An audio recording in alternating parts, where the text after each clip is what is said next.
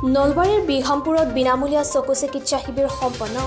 নলবাৰী জিলাৰ বিহামপুৰ বাৰোৱাৰী শ্ৰী শ্ৰী দুৰ্গা মন্দিৰত দেওবাৰে স্বেচ্ছাসেৱী অনুষ্ঠান আৰ্ট অফ লিভিঙৰ উদ্যোগত গুৱাহাটীৰ লায়ন্স ক্লাব আৰু বিহামপুৰ বাৰোৱাৰী শ্ৰী শ্ৰী দুৰ্গা মন্দিৰ সমিতিৰ সহযোগত এদিনীয়া বিনামূলীয়া চকু পৰীক্ষা শিবিৰ সম্পন্ন হয়।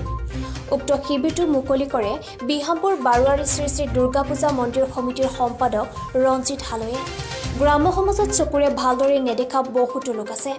টকাৰ অভাৱত এতিয়াও চকু চিকিৎসা কৰিব পৰা নাই আৰু চকুৰ অস্ত্ৰোপচাৰ কৰিব পৰা নাই।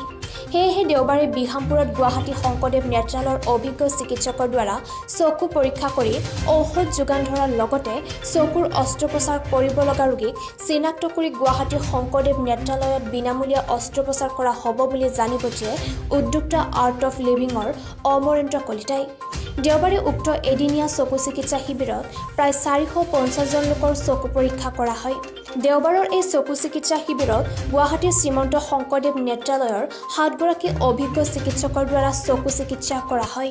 আজি বিশেষভাৱে আমি আৰ্ট অফ লিভিং ফাউণ্ডেশ্যন আৰু বিহামপুৰ বাৰোৱাৰী দুৰ্গা পূজা সমিতিৰ লগতে লায়ন্স ক্লাব আনমোল গুৱাহাটী আৰু শ্ৰী শ্ৰী শংকৰদেৱ নেত্ৰালয়ৰ তৰফৰ পৰা আমি আজি বিহামপুৰ দুৰ্গা পূজা মন্দিৰত আমি বিনামূলীয়া চকু চিকিৎসা শিবিৰ এটা আয়োজন কৰিছোঁ আৰু এই চকু চিকিৎসা শিবিৰত ইয়াৰে বিশেষভাৱে গ্ৰাম্য অঞ্চলৰ প্ৰায় 400 মানুহ আমাৰ আজি এই শিবিৰত আহি যোগদান কৰিছে আৰু এই শিবিৰৰ পৰা যিখিনি মানুহৰ আমি কেটাৰেক্ট পোৱা হয় সেই মানুহখিনিক আমি বিনামূলীয়াকৈ চকু অস্ত্ৰোপচাৰ কৰাৰ এটা ব্যৱস্থা কৰা হৈছে আৰু আমি আগতেও আমি বহুবাৰ এই অনুষ্ঠান আয়োজন কৰিছিলোঁ, প্ৰায় 7 বাৰ হ'ল আৰু এতিয়াও আমি আমাৰ এই গোটেইখিনি সমিতিৰ সহযোগত আমি এইটো আয়োজন কৰিব লৈছোঁ।